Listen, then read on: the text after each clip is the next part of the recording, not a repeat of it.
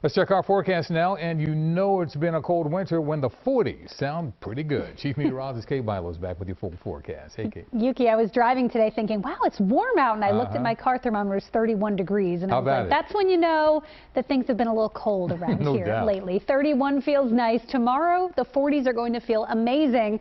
But we got to enjoy it while it's here because it's not going to be here for long. We've got another blast of cold air arriving on Wednesday. Here's a look outside right now. Quiet night in Philadelphia. We've got some clouds, and that's actually helping us to maintain a little bit of the warmth we felt today. Temperatures actually have not dropped much from the daytime highs. We got to the upper 30s in most spots today. It's still 36 right now, so definitely a little bit less brutal than it has been. Winds are out of the south-southwest at 5 miles an hour.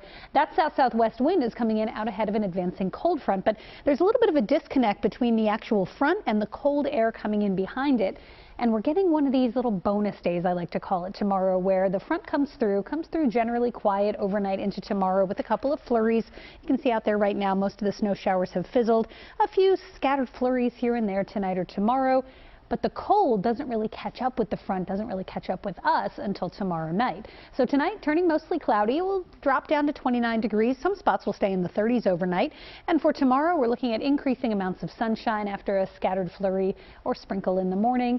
44 will feel really, really nice. But after 44, the bottom falls out again. Tomorrow night into Wednesday, that cold air does catch up with us, and we're talking highs only in the 20s and sub-average right through the end of the week and into the weekend. Another Arctic snap. Clear skies, frigid air midweek. Highs only in the mid-20s on Wednesday with wind chills in the teens all day.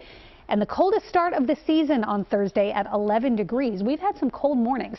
12 on January 16th. We've had 14, 16, 17, 19. The most sub-20 lows this January since back in 2018. And it's looking like Thursday morning may be the coldest of all. And then, of course, all eyes will shift to the coast, a possible nor'easter forming into the weekend. The models agree that a strong coastal storm is likely. The question, though, how close will the storm pass to the coast? That will determine the impacts for us, which could range from minor to major. Let's talk about two scenarios. The first scenario is an eastern track. This is the GFS model, by the way, and you can see Friday night into Saturday morning we get a little light snow, an Arctic front with that coastal segment, but then it lifts to the north and most of the heavy snow is up over New England, so it's mainly light snow, couple of inches, minor impacts. A western track with the storm closer to the coast would allow for a prolonged period of steadier snow, especially from the city on east. Heavier snow, major snowstorm possibility, by which I mean as much as 6 inches plus in parts of the area.